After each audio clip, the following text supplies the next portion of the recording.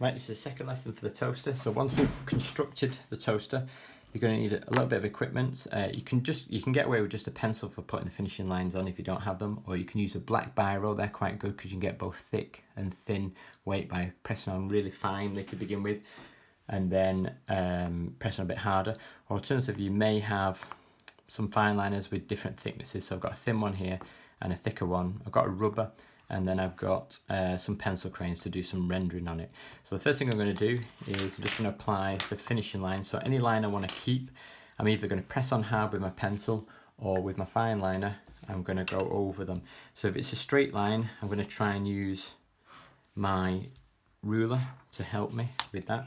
However, there's quite a few curves on this drawing, so I'm going to have to then do those freehand. So around the corner here, so I'm trying to ink in the lines that I know that I'm going to need, and ignoring the lines which I've just used to help me construct the toaster. So looking at the lever here, I don't need all the lines on the inside unless it was a transparent switch. So if I go around this section, there we go, over the top, like that, and then down the side. So I don't need these edges here, the corners, I just need the rounded parts of that. So I just need that rounded section, of ignoring that vertical line there. That was just used to construct it. So it goes all the way along here, around the corner here, and then just at the back. So the next technique we can do, so this is optional, we can use a technique called thick and thin line technique, which is used to enhance the shape of the drawing. So it makes it clearer what the drawing is. So to do it, what we do is we use a thicker fine liner, and we ink in with a thicker fine liner areas which may be a hole, or you can go round the corners. So what we have to do now, so once I've inked all them in, there we go, we're all done.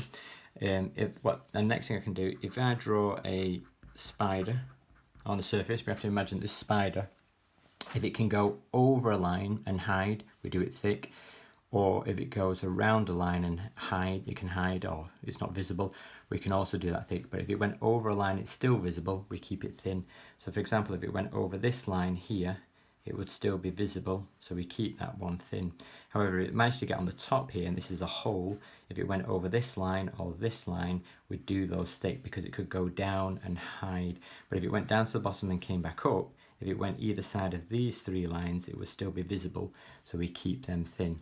So if I use either press on a bit harder with your fine liner, or with a biro, or with your pencil, but the general rule is all the way around the outside is going to be thick. So because the spider can go around the outside of the object and hide, so it can go around this one, it can go behind that line. Imagine it's floating mid-air, so it can go underneath it, it can go underneath this one, around this corner, and around that one. So now we have to make a decision, where else can it go around and hide. So this little small segment here can go around that bit and hide, so that would be thick. If the top part, this top crate, is connected to the bottom crate and it can't get underneath, I keep all of these lines thin, so there's no gaps on those. There's a tiny little segment there that it could go behind. The two top slots, it could drop behind that, as we discussed before, and it can drop over this one, so that one's thick. It can drop behind this one, and the same with that one. And then this switch, if this is a hole and it could go behind there and underneath, we could do that one thick and that one thick as well. If there's a slight gap behind the lever, then again you could go all the way around the lever to suggest that the spider can hide behind there. If it's completely stuck against the surface, then obviously you wouldn't need to ink these in as thick lines. So that will enhance the shape of it. You can then leave it a couple of seconds just to dry, and then if you then put your paper in tension and then just remove the construction lines around the outside, so just rubbing out those construction lines because we've done them faint. There we go.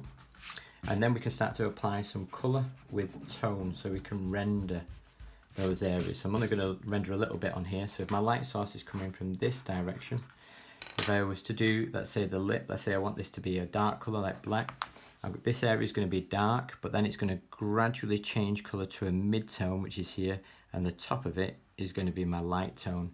So if I turn that off, if I press on really hard on this surface here, taking care not to go outside of the lines. So I'm trying to make sure there's no white gaps.